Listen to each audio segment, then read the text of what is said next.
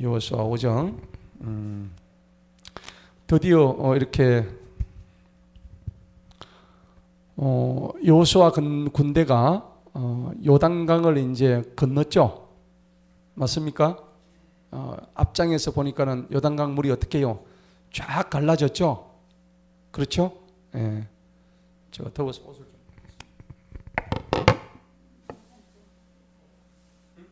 히터입니다. 에어컨. 우리 집에서 가져왔습니다. 어머니 집에서. 자, 예쁘죠? 예쁩니다. 여름에 에어컨 시원하게 나올 겁니다. 자, 오늘 이 여호수아 5장에서는 여호수아가 이끄는 이스라엘 백성들이 이 요단강을 이래 건너가는 장면이죠. 건넜죠. 이제 전에는 4장에서는 건너는 장면이었는데 요단강이 이 강변의 크기가 1km에서 약 2km 된다 그랬죠. 건너는데 얼마나 걸렸어요? 시간이 한 반나절 정도 걸린다 했죠. 그렇게 많은 숫자가 건넜는데 건너서 진을 친 장소가 어디라 그랬죠? 길갈이라 했잖아요. 이 길갈이 이제 오늘 우리가 여호수아 5장에 나오는데 이 길갈에다가 이제 본부를 이제 가나안 정복 전쟁하기 위한 이 본부를 이 진영을 길갈에다가 본부를 차린 거예요. 그래서 여기다가 이제 차려놓고 이 앞에 무슨 성이 있었죠? 여리고성이 있었죠. 여리고성을 이제 공략하러 들어가는 찰나입니다. 이 찰나에 오늘 주제가 뭐가 나오냐니까 큰 주제가 이제 여호수아 5장의 큰 주제가 이제 할례 받는 거. 그다음에 이제 두 번째는 또 뭐가 있냐니까 여호수아와 이스라엘 백성들이 이 요단강을 건너서 이제부터 여기서는 무슨 생활이었냐면은 요단강 이쪽 생활은 뭐냐면 광야 생활이었죠. 맞습니까? 예, 광야 40년의 세월이었습니다. 이 40년의 세월에서 이제 요단강을 건너서 이쪽은 전부 다 어디냐면 가나안이에요. 가나안. 하나님께서 약속하신 젖과 꿀이 흐르는 약속의 땅이었단 말이에요. 그죠? 근데 이 경계선이 무슨 강이었다고요? 요단강. 그래서 요단강 건너가 만나리 찬양이 있죠. 우리가 요단강 다 건너가야 되는 거예요. 요단강을 내 힘으로 건너요? 하나님의 힘으로 건너요? 하나님의 도우심으로 건넌단 말이에요. 그러니까 우리는 요단강 다 건너서 주님을 만나는 그때를 우리가 소망하면서 살아가야 되는 거죠. 자, 그래서 이 광야 40년 동안을 있던 이 수많은 이스라엘 백성들이 얼마나 많았겠어요? 이게 얼마요? 200만. 그렇죠. 이 백성들이 이것을 건너가는데 이제 여기 요 시점에서 딱 건너가가지고 이제 여리고성 들어가는데 오늘 본문 말씀에 하나님께서 여호수아한테 명령을 합니다. 야, 니네들 이제 요단강을 건너왔으니까 근데 여기 이 백성들은 1세대예요, 2세대예요. 전부 2세대죠. 2세대. 앞에 1세대들이 있었어요. 앞에 1세대들. 이 1세대들이 낳은 자식들이 2세대예요. 그렇죠? 예. 1세대는 전부 다 죽었어요. 다이해서 다이. 예. 전부 다 죽고 이 1세대 중에서 여기에 들어간 사람은 1세대에서 딱 두 사람밖에 없어. 누구예요? 여호수아와 갈렙밖에 없어. 그러면 여기서 1세대들을 지도했던 사람이 누구예요? 모세단 말이에요. 근데 이 모세도 못 들어갔어. 이쪽으로 못 들어갔어요. 못 들어가고 여호수아의 모든 지휘권을 누구에게 넘겨줬어요? 여호수아에게 넘겨줬단 말이에요. 그래서 여호수아가 했는데 1세대 사람들은 애굽에서 있을 때 전부 다 뭘 받았냐면 뭘 받았어요? 할례를 다 받았어요. 그런데 여기 2세대 사람들은 광야에 40년 동안에 나왔던 이 광야에서는 할례를 못했어요. 예, 할례를 못했단 말이에요. 그래서 오늘 하나님께서 여호수아 보고 오늘 우리 읽었던 본문에서 야 이제부터 너가 전부 다 할례 받아. 2세대들은 할례를 아무도 안 받았으니까 이제부터 네가 전부 다 할례를 다 줘. 이렇게 이제 하는 거예요. 그 다음에 두 번째 뭐가 나오냐니까 딱 들어가는 순간 이 40년 동안 먹을 게 있었어요? 없었어요? 땅에서? 없었죠? 하늘에서 뭐가 내렸어요? 만나가 내렸단 말이에요. 이 엄청난 뭐 요즘 뭐 기근이 온다는데 이 만나를 지금도 좀 내려주면 좋겠어요. 근데 이 만나를, 값없는 만나를 이렇게 먹고도 불평이 심하고 애굽의 그 뭐 고기 뭐 부추 마늘 이런 거 막 떠올리고 했잖아요, 1세대들이. 그죠? 그래 불평 쥐싸게 하다가 다 죽었지만은, 그런데 이렇게 이제 와가지고 두 번째 오늘 주제가 우리 여러분들 읽었던 게 만나가 중단이 돼 버렸어. 여기서. 그 여호수아 5장의 지금 주제가 이거예요. 할례 받아라. 하나님이 40년 동안 주셨던 만나가 끊어져 버린 거예요. 그럼 뭐 먹고 살아요? 이제는 약속의 땅 이쪽에 들어왔단 말이에요. 가나안 땅에. 그런데 가나안 땅에 누가 살고 있었어요? 가나안 원주민들이 살고 있었죠. 7 족속들. 아모리족, 히위족, 여부수족 원주민들 7 족속들이 살고 있었단 말이에요. 그래서 그 7 족속을 내쫓기 위해서 여호수아 군대가 200만의 군사를 이제 뒤에 놔두고 앞에 이제 계속 들어가는 거예요. 이제 들어가는데 이 만나가 끊어진 사건이 여호수아 5장에서 나오는 거예요. 그리고 이제 마지막 출정을 하는데, 출정을 앞두고 하나님의 천사가 나타나가지고 오늘 우리 읽었던 마지막 장에 몇 절이에요? 거의 13절부터 15절까지는 뭐가 나와요? 여기는 거룩한 곳이니 네 뭘 벗어요? 신발을 벗어라. 이 장면 보니까 여러분들 앞에서 모세가 하나님 앞에 설 때 신발 벗으라는 장면 나오죠? 예, 출애굽기에서 나오잖아요. 여기는 거룩한 곳에 네 신발을 벗으라는 장면인데, 꼭 이렇게 이제 모세가 했던 것과 똑같이 여호수아도 이런 장면들이 나와요.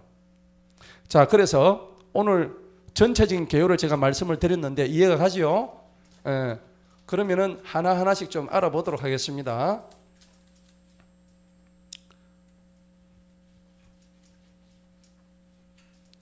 자, 먼저 오늘 첫 번째 주제가 뭐라고요?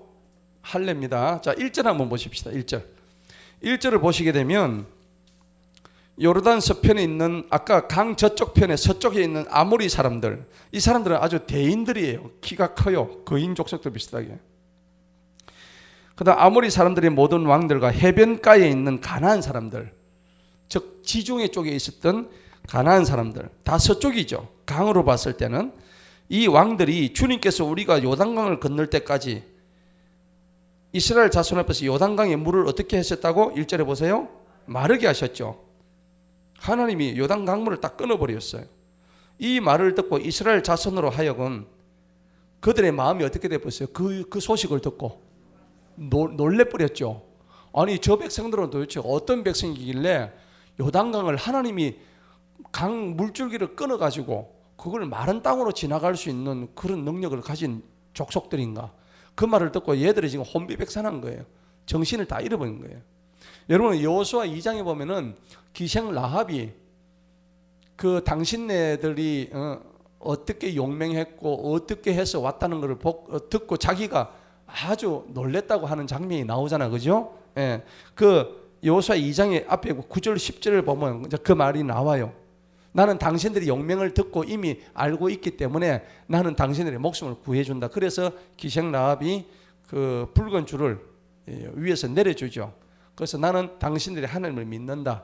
이제 그렇게 된 거예요. 그래서 라합이 예수님의 조상이 될 수 있었던 거죠. 자, 그런데 저들이 이제 마음이 녹았고 그들이 더 이상 영이 없었더라. 영이 없었던 이 정신이 이제 혼미해졌다는 거예요. 그 얘기 듣고 놀래가지고 얘들이 우리를 치러 오지 않을까. 자, 그런 장면입니다.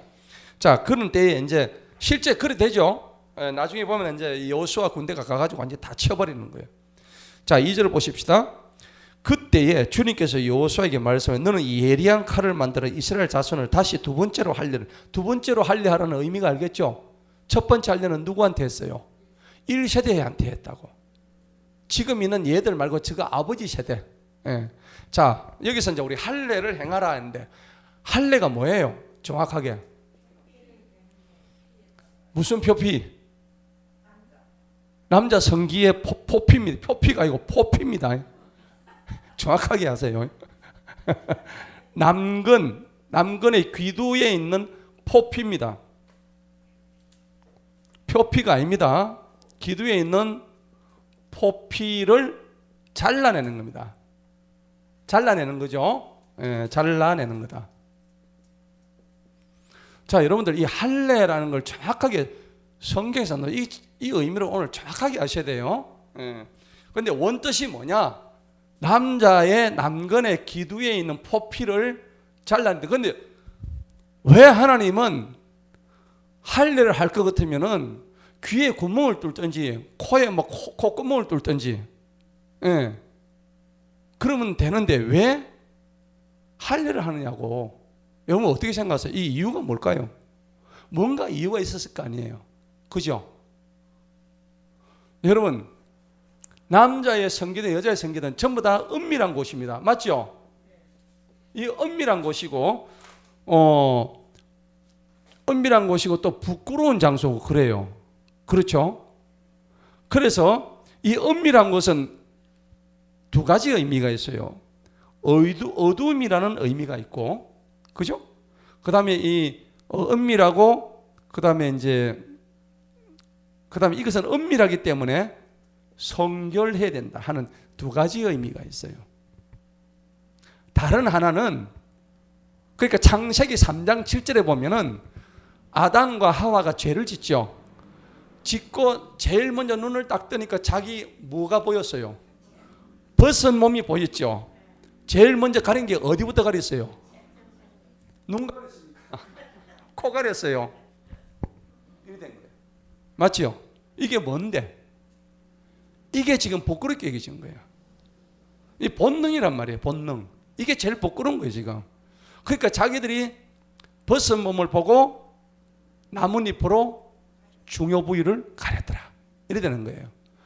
자, 성경에서 이 할례라는 것은, 성기라는 것은 뭐냐면은 꼭 안 좋은 의미로 어둠으로 표시됩니다.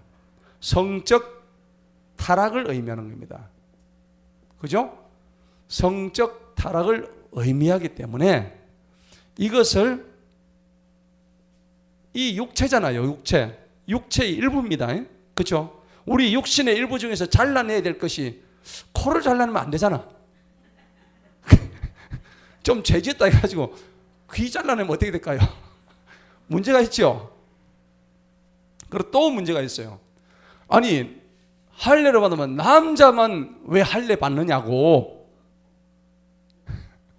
생각해 보세요. 왜 여자는 할례를 안 받을까요? 아, 그렇죠. 정답이 나오네. 여자는 할례를 할 데가 없는 거야. 그 단순히 생각하면 우리가 생각할 수 있죠. 그 말도 맞아요. 그런데 이제 성경적으로 보자면은, 자, 여자의 머리는 누구예요? 남자죠. 남자의 머리는 그리스도요. 그리스도의 머리는 하나님이시죠. 맞죠? 그런데 성경적으로 보면, 창세기 보면 여자는 어디에서 나왔어요? 남자의 갈빗대에서 나왔어요. 그러면은 남자는 여자를 대표하는 사람이에요. 맞죠? 비록 하와가 죄를 지었지만은 그 죄의 모든 책임을 누가 져요? 남자가 지는 거예요. 네. 그리고 여자는 잘라낼 데가 없어. 그게 왜 그러냐니까, 하나님이 그렇게 만들어 놓으셨어요. 그죠? 아니 아프리카 가니까는 요즘 국제적으로 인권해가지고 여성 할례 그런 것도 있습니다만은 그거 하면 안 되잖아요. 남자는 이런 거 이제 그 8일째에 과학적인 근거가 있어요. 8일째, 생후 8일째 되는 해에 이 할례를 받으면, 남자아이를, 그러면 그 아이가 굉장히 그 과학적으로 밝혀졌어요. 두뇌가 뛰어나고, 생육이 아주 좋아진다는 거, 사망률이 떨어진다는 게 과학적으로 증명이 됐어요. 신기하잖아요. 그런데 여러분, 누가복음 2장의 21절에 보면은 예수님께서 태어나자마자 예수님이라 안 불렀어요. 거기 보면 예수님이 8일째에 할례 받는다는 말씀이 나와요. 8일째에 할례 받고 예수님이란 이름을 받았다고 되어 있어. 그러니까 남자는 할례를 통해서 8일째 되는 날 이 할례를 통해서 이름이 주어진다 하는 겁니다. 그러니까 육신의 일부를 잘라낸다는 것은 뭐냐? 내 몸의 더러운 부분을 정결하게 한다라는 영적인 의미가 있습니다. 그래서 하나님께서는 창세기 보면은 수많은 그 인간들이 이 바벨탑부터 해가지고 노아의 홍수 때까지 해가지고 수많은 인간들이 죄를 짓잖아요. 죄를 짓는데 최초의 죄는 아담과 하와부터 이제 나오는 거예요. 그 죄를 갖다가 없애기 위해서 결국은 뭐냐면은 십자가의 피가 필요했다는 거예요. 할례를 할 때 여러분들 뭐가 흘려져요? 피가 나오죠. 보통 할례하고 나면 며칠간 고생합니까? 3일. 다 시켜보시 알 거 아닙니까? 그죠? 아이들 다 시켜봤잖아요. 그러면 길면 한 일주일. 그죠? 자, 그런데 예수님도 할례를 받으셨거든요. 예, 누가복음 2장에 나오거든요. 그래서 할례 받고 예수님도 그의 이름을 할례 받은 후에 예수라고 이름 지었더라. 그렇게 나온단 말이에요. 그러면은 이 할례란 것은 우리가 영적인 의미로 보자면은 내가 죄가 있는데 그 죄를 육신의 어떤 그 포피를 제거함으로써 피를 봄으로써 결국 이제 이게 나중에 신약에서 나타날 그림자입니다. 그림자. 이게 이 피는 누구의 피를 상징해요? 예수님의 피를 상징합니다. 할례는 예수님의 피를 상징하는 거예요. 그 육신에서 흘리는 그 피. 그래서 이 할례 이 종류가 뭐냐니까는 이 십자가의 피의 의미가 있고 그 다음에 할례 받으면 몸이 어때요? 아프죠? 네. 그래가지고 고통 중에 있다가 누구요? 시몬하고 가가지고 다 때려 죽였죠. 예? 저거 디나 강간했던 세겜족들 다 죽여버렸죠. 할례 다 바뀌어서 엉거추춤하고 있을 때 다 죽여버렸단 말이에요. 자, 그래서 이 고통, 할례의 특징이 그래요. 피가 나온다, 잘라낸다. 그러니까 육신을 정결하게 하는 의식이다 하는 겁니다. 자, 그러면은 여러분들 창세기 14장인가 보면 그 모세의 아내가 자기 장인이 이드로잖아요. 자기 아내 이름이 누구예요? 십보라죠. 근데 십보라가 자기 남편 모세와 여관에 들어가지고 있는데, 근데 주님이 찾아와서 모세를 죽이려고 하잖아요. 그죠? 죽이려고 할 때 십보라가 자기 아들 게르솜하고 엘레셀인가 그 아들의 포피를 잘라요. 할례는 누가 해요? 보통 남자들이 하죠. 여자도 한다니까 할례를. 자기 아들 포피를 잘라요. 그래서 이 십보라가 자기 아들의 그 두 아들의 포피를 잘라가지고 자기 남편 앞에 포피를 집어 던집니다. 그래 놓고 당신은 나의 피난편이다. 그런 장면 나오죠. 예. 그 장면이 뭐냐 그러니까 결국은 그 어린 양의 피, 그 두 아이는 사실은 어린 양의 피를 상징하는 거예요. 예. 그래서 그 피를 던짐으로 인해서 모세가 속죄받았다는 겁니다. 그런 의미입니다. 자, 그래서 예수님도 할례 받고 또 모세의 아내 십보라를 통해서 그 할례가 이루어졌던 장면, 전부 다 이게 뭐냐니까 구약에서의 할례는 신약에 나타날 십자가의 피를 상징한다는 걸 여러분 아셔야 됩니다. 자, 그래서 2절 한번 보십시다. 2절에 보니까는 두 번째로 할례를 행하라. 그렇죠? 여호수아가 예리한 칼들을 말하 포피의 언덕. 얼마나 포피를 많이 잘랐으면 포피의 언덕이라 했겠죠. 그죠? 잘라가지고 던지고 잘라가 던지고. 그죠? 옛날에는 뭐 요새야 이제 실밥 해가지고 뭐 그렇게 했는데 옛날에는 어떻게 했는지 뭐 하여튼 무슨 방법이 있었겠지. 근데 뭐 그걸 하고 나면은 피를 흘리고 얼마나 아프겠어요. 그죠? 예. 그러니까는 일정 기간 동안 딱 이렇게 또 있어야 되는 거라. 그런데 할례를 행한 까닭이 나오죠. 여호수아가 할례를 행한 까닭은 이러하니 이집트에서 나온 모든 백성 중에서 남자들 곧 모든 전사들이었던 자들이 이집트에서 나온 후 도중에 광야에서 죽었는데, 예.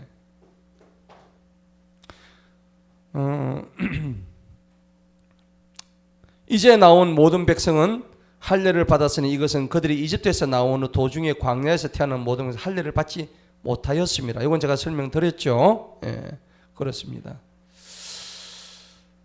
자, 이는 이집트에서 나온 전사들이 모두 소멸되기까지 이스라엘 자손이 광야에서 40년을 행하였기 때문이니 이것은 그들이 주님의 음성에 복종했어요, 안 했어요? 안 했죠. 예. 그래서 주님께서는 그들에게 맹세하시기를 주님께서 우리에게 주시기로 그들의 조상들에게 맹세하신 젖과 꿀이 흐르는 땅을 그들에게 보여주지 않겠다. 하나님께 복종을 안 했으니까 저들이 들어갈 수 있었음에도 불구하고 그 광야에서 하나님 다 죽이시는 거예요. 자, 그러니까 우리가 하나님 말씀에 순종한다는 게 얼마나 중요한가라는 것을 우리가 알 수 있습니다. 7절에 보니까 그들을 대신하여 일으킨 그들의 자손에게 여호수아가 할례를 행하였으니 이는 그들이 도중에 할례를 행하지 못하였으므로 그들은 할례를 받지 아니하였기 때문이라. 그들이 모든 백성에게 할례를 행하기를 끝마치고 그 백성이 완전히 나올 때까지 진영한 그들의 거처에서 머물렀더니 아무튼 여자들은 지켜보고 있었을 테고 남자들은 전부 다 할례를 받아가지고 꼼짝을 못하고 거기서 계속적으로 아마 머물고 있었을 거예요. 있었고 우리가 이런 장면 보면 여자는 그러면 할례를 안 받으니까 언약을 못 받나 그렇게 생각할 수 있겠죠. 근데 절대 그게 아닙니다. 그 짐을 남자들이 대신 졌다. 대표성이 있다. 이렇게 이해를 하시면 돼요. 그러니까 육적으로는 남자만 할례 받지만 영적으로 보면 사실은 남자와 여자가 다 같이 할례 받는 거다 하는 것을 알 수가 있는 겁니다. 그래서 이제 요엘서 2장에 보면은 29절에 그때 보면은 남종이나 여종이나 남자나 여자나 똑같이 성령을 받는 날이 올 것이다. 주의 영을 받는 날이 올 것이다 그랬는데 사실은 이 할례가 신약 시대에 들어오면은 주의 성령을 의미하는 거예요. 그렇죠? 예. 그걸 우리가 잘 알아야 되는 거예요. 자, 9절 보십시다. 9절에 보니까는 주님께서 여호수아에게 말씀하시기를 오늘 내가 이집트의 치욕을 너희에게서 굴려 보냈느니라 하시니라. 그러므로 그것이 이름을 오늘까지 뭐라고요? 길갈이다. 그 길갈의 뜻이 앞에 나와 있죠. 9절에 뭐라 했습니까? 수치를 치욕을 벗겨버린단 말입니다. 그래서 이 길갈의 뜻이 뭐냐면 옛날의 수치가 벗겨지다 하는 겁니다. 그러니까 우리가 할례 받을 때 포피를 잘라낼 때 이것도 결국은 내 육신의 정욕을 잘라내는 겁니다. 예, 그래서 할례란 것은 바로 그런 의미가 있다는 것을 아셔야 되는 거예요. 그래서 이게 이제 할례의 의미 중에 보면은 여러 가지들이 이제 많이 나오는데 그리스도의 이제 우리가 육적으로 할례 받는 것은 구약에서는 육적으로 할례 받지만은 사람들이 할례를 받을 때 무슨 생각을 했을까요? 내가 이스라엘 백성이기 때문에 할례를 받는 것이다라고 생각을 하지 않았겠어요, 그죠? 다른 민족은 안 받았어요. 근데 우리는 이스라엘 유대인이기 때문에 할례를 받는데, 그럼 이 할례 받으면 우리는 구원 받는다라고 생각을 했을 거 아니에요. 그러면 여러분 진짜 그럴까요? 육적인 할례 받는다고 구원 받을 수 있을까요? 아닙니다. 절대 아닙니다. 그럼 육적으로 할례 받아놓고 나쁜 짓 하면은 하나님 제대로 안 믿으면 어떻게 해요? 그럼 그건 아니죠. 예. 그러면 육적인 할례 받을 때에 자신들의 마음속에 뭘 생각하냐면 나는 이 육신의 할례를 받지만은 내 마음적으로 할례 받는 거다. 그렇게 생각하는 거예요. 맞죠? 그럼 예를 들어서 우리가 군대 가면 군복을 입잖아요. 군복을 입으면 자기도 모르게 뭐가 돼요? 군인이 되죠. 내가 민간인 신분에서 군인의 신분으로 탈바꿈하는 거예요. 아이들 군대 보내봐서 알죠? 그럼 옷이 오죠? 옷이 오면 엄마 그거 보고 찔찔 울잖아. 경험 있잖아, 그죠? 그러면 그 어리버리하던 민간인 그 아들이 군대 가가지고 바짝 그래가지고 경례 딱 하면서 사진 보내올 때, 저놈이 이제 군인이 돼가네. 뭘 입었어요 그때? 군복을 입고 있단 말이에요. 육적인 할례를 받을 때 똑같은 의미예요. 육적인 할례를 받을 때도 영적으로 내가 하나님 앞에 신령한 존재가 돼가는구나, 거룩한 존재가 되어가는 하는 것을 알게 되는 거예요. 그런데 나중에 성경은 뭐라고 얘기하냐니까 육적인 할례 가지고는 구원 못 받는다라고 돼 있단 말이에요. 그게 로마서 말씀에서 아브라함이 할례로 구원받은 게 아니고 믿음으로 구원받았다고 로마서에서 정확하게 기록이 됐단 말이에요. 자, 이것을 우리가 한번 봐야 됩니다. 자, 우리가 뭐 출애굽기도 이제 나오고 하지만은 뒤에 한번 보도록 합시다. 로마서 한번 보십시다. 로마서 3장.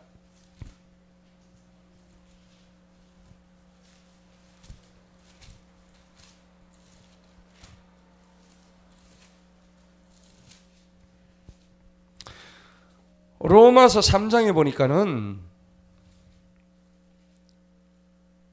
29절 보십시다. 29절에 보니까는 그분은 오직 유대인들만의 하나님이시냐? 또한 이방인들의 하나님은 아니시냐? 옳도다. 이방인들의 하나님도 되시나니. 이 말씀이 맞죠? 하나님이 뭐 유대인들만 하나님이냐? 아니잖아요. 이 천지 만물을 지으신 하나님은 이방인들의 하나님이에요. 그래서 그러면 유대인은 할례자고 이방인들은 뭐 할례자죠? 그렇죠? 육신으로 보면. 자, 그 말씀을 하고 있는 거예요. 30절 다 같이 읽어봅니다. 시작. 이는 할례자도 믿음으로 또한 무할례자도 믿음을 통하여 어렵다 하실 분은 하나님 한 분이시니라. 아멘. 맞죠? 예. 그러면 우리가 믿음을 통하여 율법을 헛되게 하느냐? 하나님께서는 금하시는 참으로 우리는 율법을 굳게 세우느니라. 자, 로마서에서는 갈라디아서, 그 다음에 뭐 골로새서 이런 데서 할례 얘기가 많이 나와요. 그런데 로마서 2장에 가도 똑같습니다. 2장에 가면 보세요. 할례의 의미가 나와요. 앞에 2장 25절부터 29절까지가 할례의 의미가 나오죠. 한번 봅시다. 이는 만일 네가 율법을 지키면 할례가 참으로 유익하지만은 율법을 만약 어기면은 내가 할례를 받았단 말이에요. 여러분, 내가 지금 잘라냈어. 포피를 잘라냈으면은 뭐 유대의 율법이 하면 나는 이미 구원받았는데, 그런데 여기 그게 아니라잖아요. 네가 율법을 할례 받으라고 율법을 어기면은 너는 무할례가 되는 거야, 오히려. 그죠? 그러므로 26절 봅시다. 만일 무할례자가 율법의 의를 지킨다면 오히려 할례 받아서 율법 안 지키는 사람보다 더 낫죠? 무할례자가 오히려 더 나은 거예요. 할례 받아놓고 율법 안 지키는 그런 사람보다 할례 안 받고 율법 지키는 사람이 더 나은 거예요. 그게 그 사람이 의인 거예요. 지금 그 말씀하고 있는 거예요. 그러니까 할례가 중요한 게 아니라는 걸 강조하고 있는 거예요. 27절 봅시다. 또 만일 무할례자가 율법을 잘 지키면 율법 전문가 할례를 가지고 율법을 범하는 너를 판단하지 아니하겠느냐. 이는 겉으로 유대인이라 해서 유대인이 아니고 육체의 겉표면에 흔적을 지는 할례도 그 할례가 아니다. 그래서 신약의 할례는 무슨 할례입니까? 그 구약의 할례는 육체의 할례죠. 육체의 할례입니다. 이게 어디예요? 구약이죠. 근데 신약에 들어오면 어디다 할례해야 돼요? 우리 마음의 할례죠. 마음의 할례를 받아야 되는 거예요. 이게 신약이에요. 맞습니까? 마음의 할례는 다른 말로 하면 바로 믿음으로 구원받는다는 겁니다. 할렐루야. 믿음으로 구원받는 겁니다. 그 육신적인 할례는 사실은 율법을 의미하는 거예요. 율법. 그렇죠? 율법 잘 지키면 뭐 천국 가나? 아니라는 겁니다. 아브라함도 믿음으로 구원받았어요. 믿음으로 구원받았습니다. 출애굽기 한번 보십시다. 출애굽기 4장. 구약에도 그런 얘기를 분명히 하고 있습니다.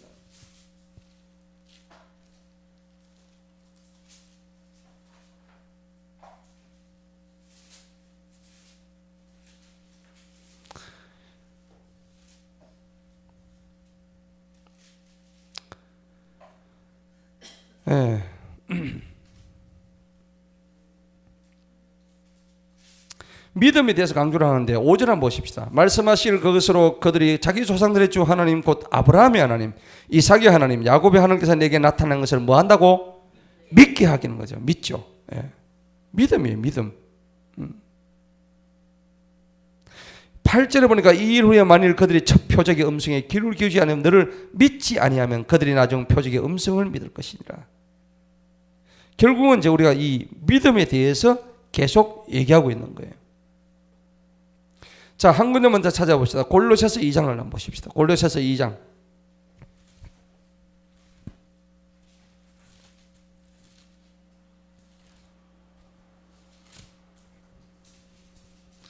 그래서 우리가 육체의 할례를 받는 게 아니고 예수님으로 할례를 받아야 되는 거예요. 할렐루야. 그래서 이 구절이 여기에 나와 있는 거예요. 골로새서 2장 11절 한번 읽어봅니다. 시작. 주님 안에서 너희가 손으로 하지 아니한 할례를 받아. 손으로 한 할례는 육신에 하는 할례죠. 근데 우리는 지금 어떤 할례를 받았어요? 마음의 할례를 받은 거예요. 그게 무슨 할례라고요? 곧 그리스도의 할례다. 2장 11절 보세요. 그리스도의 할례예요. 우리는 지금 그리스도의 할례를 받은 거예요. 할렐루야. 그래서 그리스도의 할례로 인해서 육신의 죄들의 몸을 벗어버린 것이다.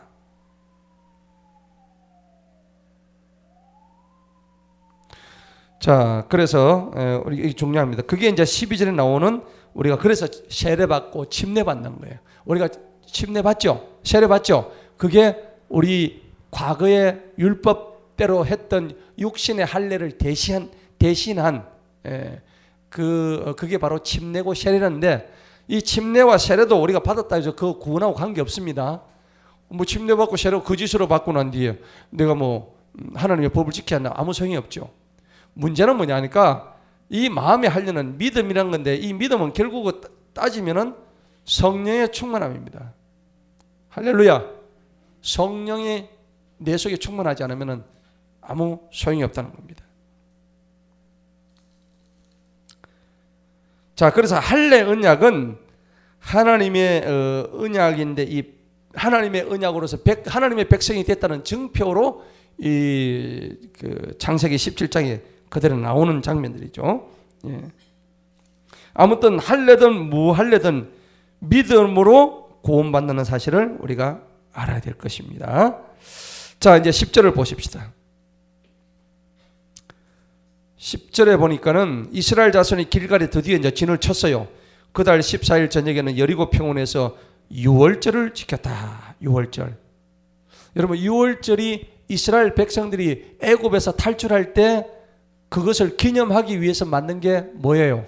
유월절이죠. 하나님께서 그것을 유월절을 지키라고 했어요. 지키지 말아 했어요. 기억해서 지키라 했습니다. 유월절의 특징이 뭘까요? 유월절에는 우리가 꼭 기억할 게 뭘까요? 넘어가죠. 뭘 넘어가요? 그 유월절이라는 것은 넘을 월자잖아요. 그죠? 이 월자가 월경 뭡니까? 이게 그럼 이 월경은 그런 피가 아니고 이 담을 넘는다 이 말입니다. 넘을 월자. 월담한다 그러죠? 여러분 들어보셨죠? 월담한다. 넘을 월자예요. 우리가 월남할 때 그 월자가 넘을 월자입니다. 남쪽을 넘어서 하는 게 월남이에요. 그래서 유월이란 것은 그러니까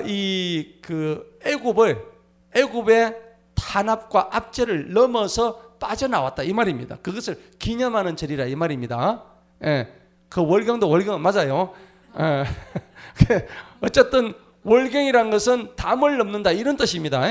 그래서 담을 넘어서 왔는데 이 유월절에 제일 중요한 것은 뭐냐니까 압제를 넘어서는 거예요. 이 압제는 누구의 압제였어요? 애굽의 압제였죠. 맞죠? 애굽. 성경에서 애굽은 누구를 상징해요? 세상이죠. 세상, 악 이걸 의미합니다.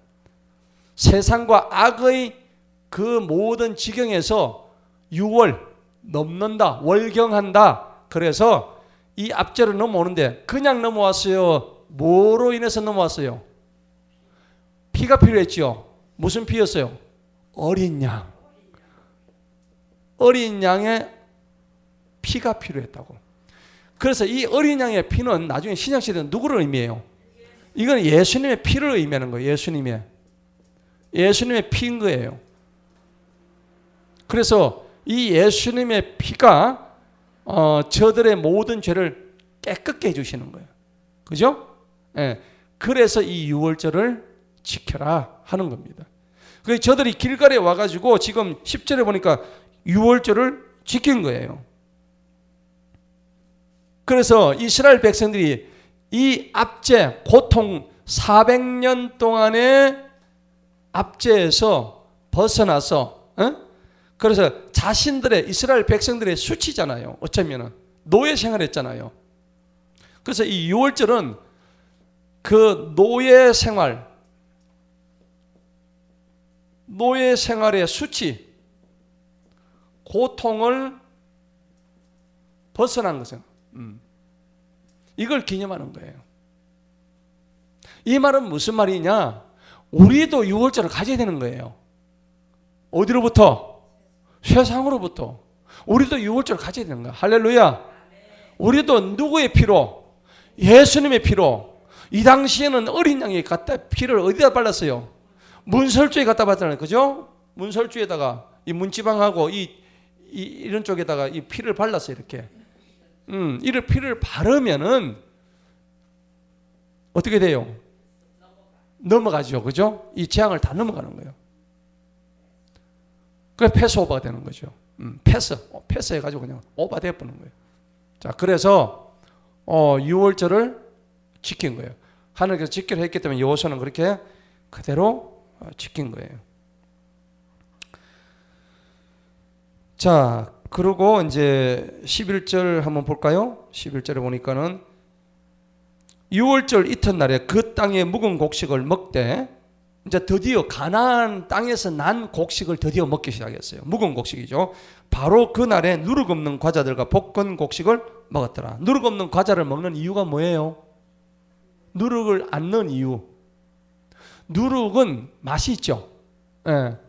그런데 이 누룩을 안 넣는 이유는 뭐냐면 광야 몇 년 동안 40년 동안의 그 정말 고통스러움을 기억하라고 맛있는 그걸 안 넣는 거예요.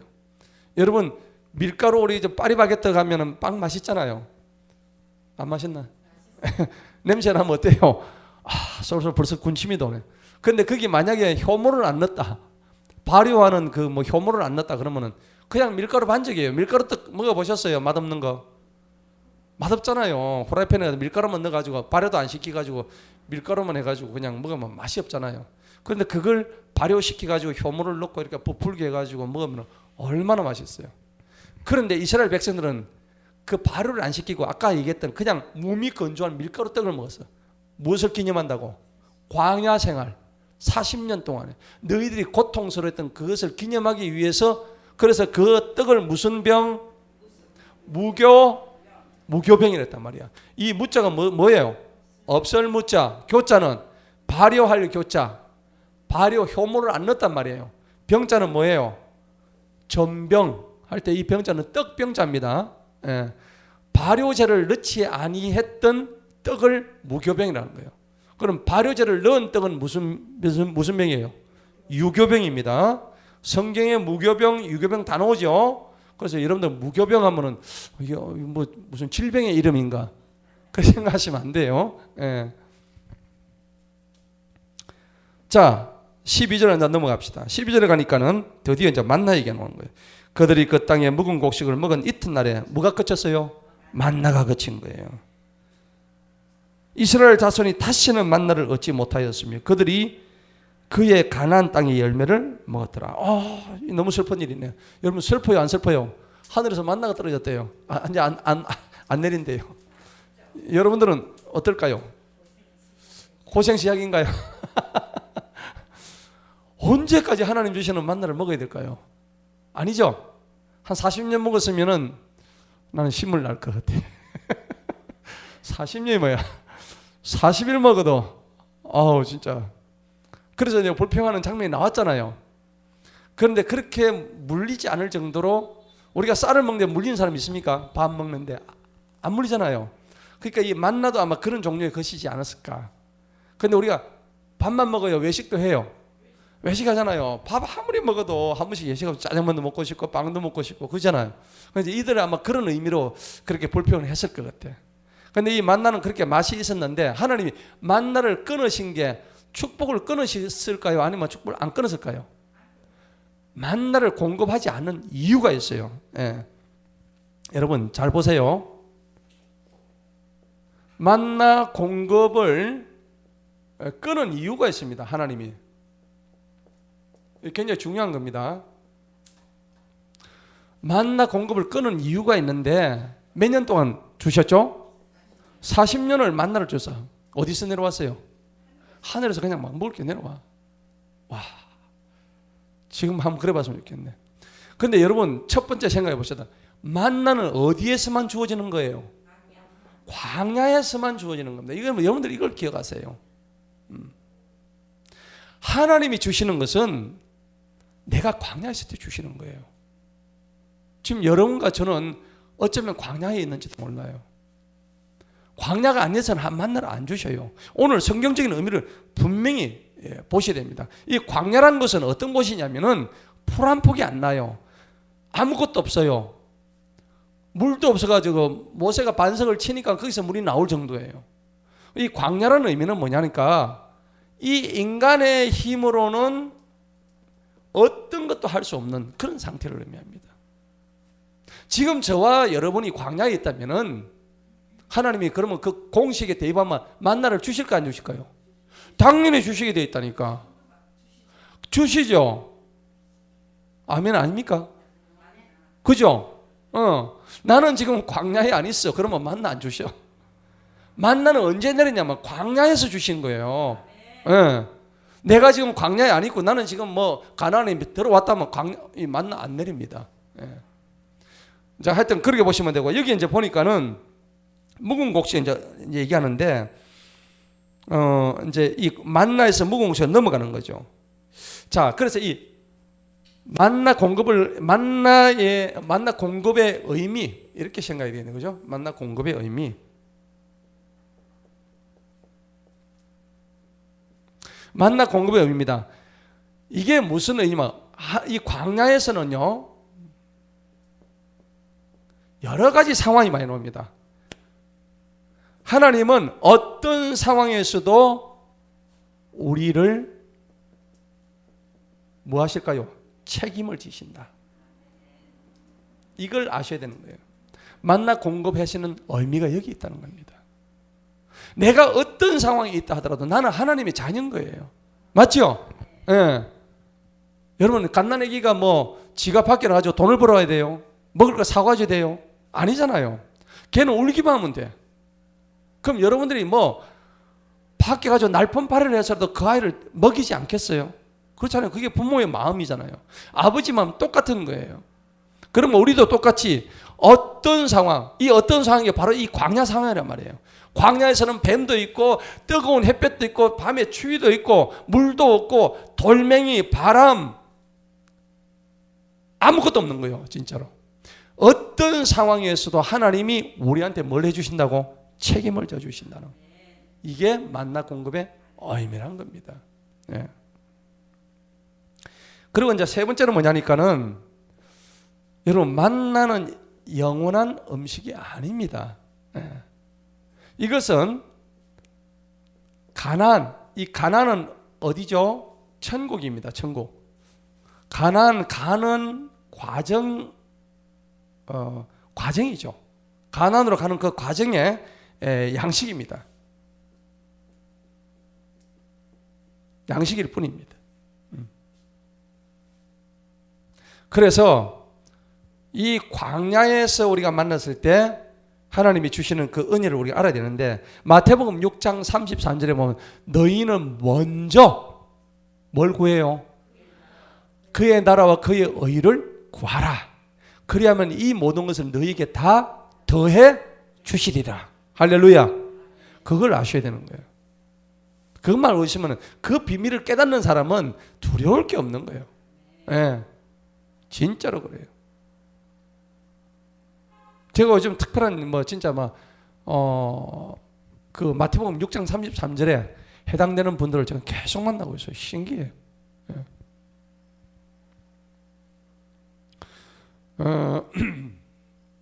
어떤 목사님은 진짜 돈 한 푼 없어요. 돈 한 푼 없는데 하나님 일을 그렇게 열심히 하니까는 진짜 집에 먹을 게 떨어질 날이 없는 거예요. 떨어질 날이 없어요. 그러면서 나한테 얘기를 하는데 그래 맞다. 당신만 그런 게 아니고 내가 아는 많은 사람들 다 그렇다. 하나님의 신실한 종들은 하나님이 다 책임져 주시더라. 그걸 눈으로 보니까는 하나님이 살아계시는 거구나. 이제 그걸 우리가 느끼는 거예요. 그래서 하나님은 출애굽기 16장에 보니까는 이 만나를 얘들이 다음날 못 먹을까 싶어가지고 막 쌓아두죠. 그러니까 아침 되니까 어떻게 돼요? 썩어가지고 냄새나고 막 온갖 더러움. 그래가지고 하나님께서 쌓아두지 말라고 그렇게 명령을 하셨단 말이에요. 자, 그런 거 보면은 혹시나 여러분들 중에 내가 이것을 내 것이다 생각하고 쌓아두거나 이거는 하나님을 위해서 써야 된다고 생각했는데 내가 이것을 위해서 쌓아두거나 또 이것을 내 개인적인 어떤 그 생각대로 하는 경우가 있다면 여러분 그게 나쁘다는 얘기가 아니라 마태복음 6장 33절의 그 말씀을 내 삶에 한번 적용하면 시켜보라 이거예요. 그러면 그 김미정 간사가 했던 왕의 재정이 그대로 일어납니다. 일어난다고요. 진짜 일어나요. 여러분 제주안에서 보세요. 여러분들 증인이잖아요. 그거 할 때 우리 그 재정이 마이너스였어요. 없었어. 근데 어떻게 됐어요? 맨 처음에 우리 교회에서 200만 원 맨 처음 헌금했어. 그죠? 우리 하원사님이 맨 처음에. 그러고 난 뒤에 200여 명이 참여했어요. 오늘 여러분 보셨겠지만 저렇게 제주 에너지 선교센터가 근데 그걸 드렸던 많은 분들의 그 사연을 보면요 진짜 과부의 두랩돈들이었습니다. 예. 정말 귀한 돈 하나님 기쁘게 받으셨어요. 금액이 많고 적게 중요한 게 아니라 진짜 쌀 한 톨을 이렇게 살 수 없는 그런 분들이 10,000원을 내는데 얼마나 귀한 돈입니까? 그죠? 그런 것들을 보면은 이 만나란 것은 내가 천국 가는 그 과정에서의 하나의 양식일 뿐이지. 그래서 여러분들이 이 만나란 것을 이제 중간에 이렇게 끊어진 이유는 뭐냐니까 하나님이 40년간만 딱 주신 이유가 뭐냐니까 여기에만 의존하지 말라는 겁니다. 의존하지 말고 가나안 천국 가는 과정의 양식인데 뭐가 있냐면 더 좋은 것이 있다. 그것을 소망하라 하는 겁니다. 그러니까 여러분들 우리가 축복을 하잖아요. 축복. 누굴 축복합니다. 축복합니다. 그러는데 이 축복이란 것은 이 복의 생산성이에요. 복의 생산성. 우리가 보통 경제학에서 생산성이 좋은 게 좋아요? 안 좋은 게 좋아요? 좋은 게 좋죠. 생산성이 좋아야 되는 거예요. 생산성이란 것은 예를 들면 경제학에서 있는 거예요. 투입되는 자본 곱하기 시간 그 다음에 노동자 이걸 다 곱하는 거예요. 요 변수가 다 맞아야 되는 거예요. 그러면 A하고 B하고 C하고 이것이 가장 최소의 비용 이걸 가지고 무슨 효과? 최대의 실적을 뽑아내는 거예요. 가장 적은 비용으로 가장 큰 실적을 뽑아내는 거예요. 천국 가는 것도 마찬가지예요.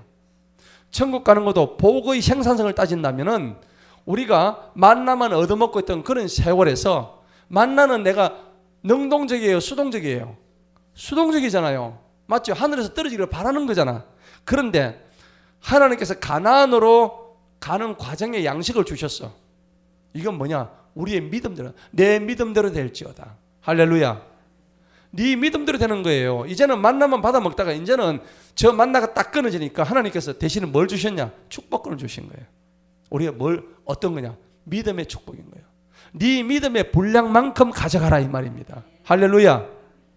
네 믿음이 겨자씨만하다면 그 믿음 가지고 너는 30배, 60배, 100배의 결실을 맺을 것이다 하는 것을 의미하는 거예요. 제가 아는 목사님이 있는데, 제가 전에 한 말씀 드렸나 모르겠는데, 그 여자 목사님이 전도를 많이 해서 서울에서 젊을 때 전도를 많이 가다가 어느 날 갑자기 가다가 어느 교회 앞에 섰는데 하나님께서 저 교회를 들어가라고 하시는 거예요. 그래서 생판 모르는데요. 그래가지고 교회 들어가니까 지하 반지하에 뭐 조그만 교회인데 가가지고 기도를 탁 하고 있는데 목사님하고 성도도 거의 없고 목사님 혼자 있던 거 그랬대요. 기도를 하고 있는데 하나님께서 이 교회에 1억을 헌금하라 그랬대요.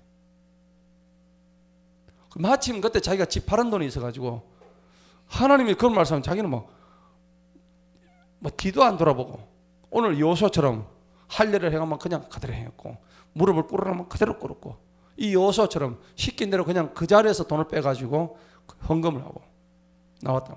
그리고 목사님 뻥 쪘지. 그런데 결론적으로 뭐 그 교회가 지금 엄청 큰 교회 되어 있어요. 그리고 그 목사님은 그래서 활동을 하다가 부산으로 내려온 거예요. 부산 내려왔는데 부산에서 이제 또 선교 활동을 하는 거예요. 하는데 자기가 알던 선교를 전도를 하면서 알았던 MBC의 부산 MBC의 어떤 장로님으로부터 고맙다고 해가지고 30년 전에 저기 현대 해운대가 미포라고 있어요. 미포 아시죠? 해운대 미포 몰라요? 해운대 한번 가보세요. 해운대 그 청사포 있는데 그쪽에. 그 가면 해변 따라 가지고 송정 넘어가는 길 아시죠? 근데 그 땅을 갖다가 그 당시에 얼마 되지 않은 걸 좀 줬어. 근데 지금 얼마가 냐 100억이래요. 그 당시에 받은 게. 1억 줬는데 몇 배예요? 100배가 된 거예요. 근데 그 목사님은 우리 노예에 있어요. 우리 노예에 있다. 이름은 말할 수 없고. 어찌됐든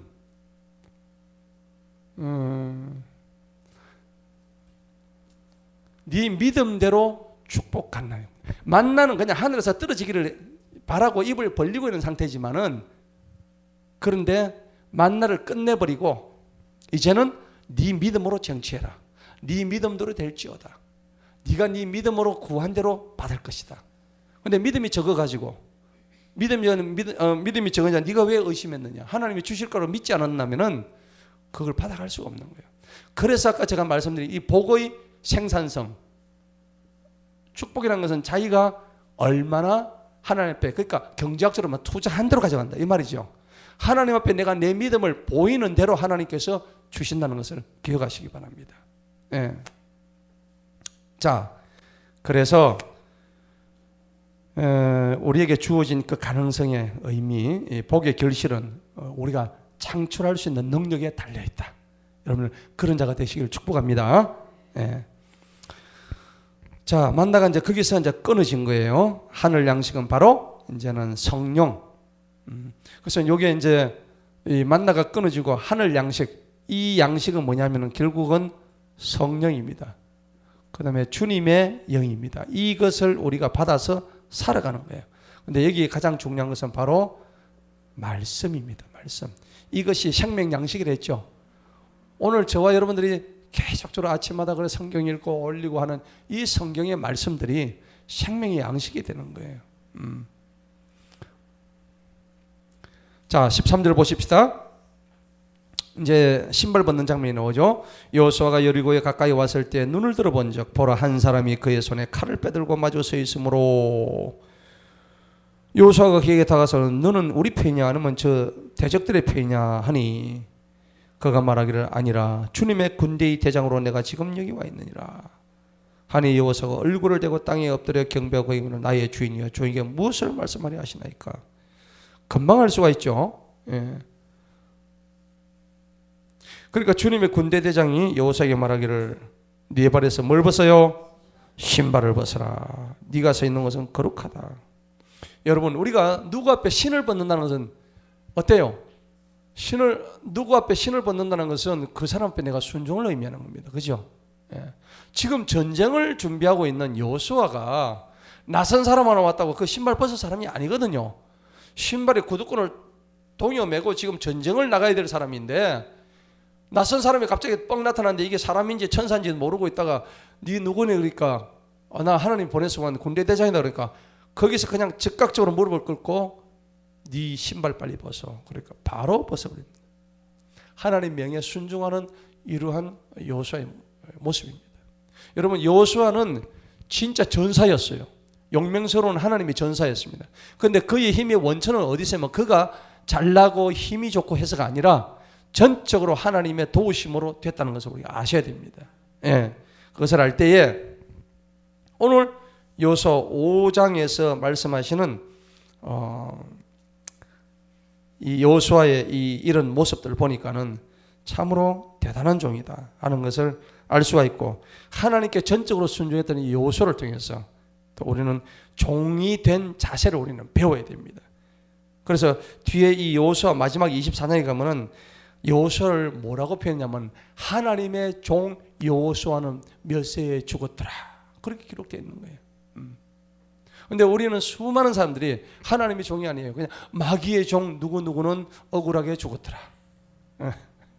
비참하게 죽었더라. 이런 소리 들으면 안 되잖아요. 그래서 우리는 하나님의 종 누구누구는 하나님의 일을 열심히 하다가 그리고 사는데 조금도 문제 없이 하나님이 다 채워주셔서 기쁨으로 살다가 하나님 복음 전하다가 그렇게 하나님 나라로 돌아갔더라 라고 우리 묘비에 쓸 수 있도록 그런 자가 되시기를 주님 이름으로 축원합니다. 기도하십시다.